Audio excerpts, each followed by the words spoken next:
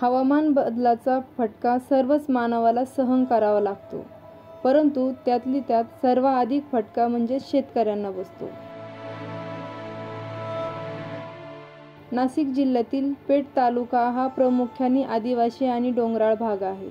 या भागामध्ये मोठ्या प्रमाणात केसर आंबाचं पीक घेतलं जातं. 2024च्या मे महिन्यामध्ये आलेल्या वादळी वारे पावसामुळे 33% एवढं केसर आंबा पिकाचं नुकसान झालं. काही शेतकऱ्यांचे घरं मोडले, पत्रे उडाले आणि त्यांचं खाण्याचं अन्नधान्य सुद्धा भिजलं.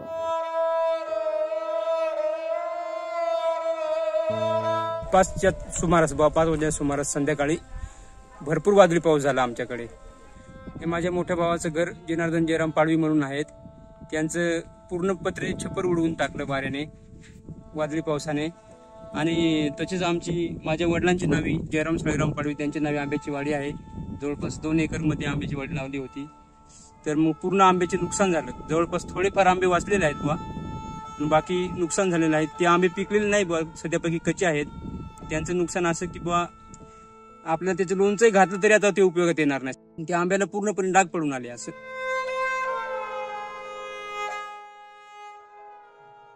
त्या दिवशी जी वादळी पावसामुळे ना गारपीट पण सोबत होती. गारपीट झाल्यामुळे या आंब्याच्या झाडाला डाग पडलेले आहेत बघा. म्हणजे झाडाला नाही, आंब्याला पडले बघ.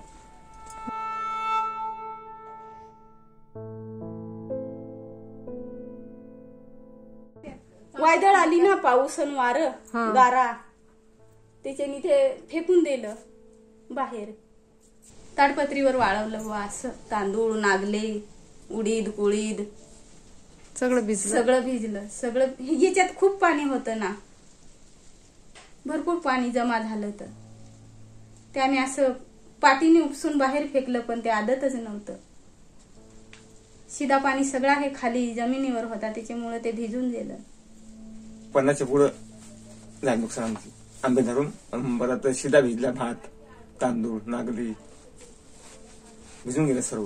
आता काल गेले बांबू आपले ग्रामसेवक तात्या तलाठी काय असे आले होते, सरपंच काय ते, पण मग आता काय करते आपलं काय नक्की माहित नाही ना. शेतकऱ्यांचं म्हणणं आहे की 2023 साली सुद्धा अशाच प्रमाणे आमचं नुकसान झालं होतं, परंतु आम्हाला शासनाकडून आतापर्यंत कुठलीही मदत मिळाली नव्हती. यावर्षी देखील ग्रामसेवक आणि सरपंच साहेबांनी शेतात येऊन पंचनामा करून गेले आहेत, परंतु अजून कुठल्याही प्रकारची शासनाकडून आम्हाला मदत मिळालेली नाही. कशा प्रकारे आम्ही आमचं जीवन जगावं हाच प्रश्न आम्हाला सतवत राहतो. जर प्रत्येक वर्षी असंच होत राहिलं आणि शासनाकडूनही आम्हाला कुठली मदत मिळत नाही, तर आम्ही शेतकऱ्यांना कसं जगायचं?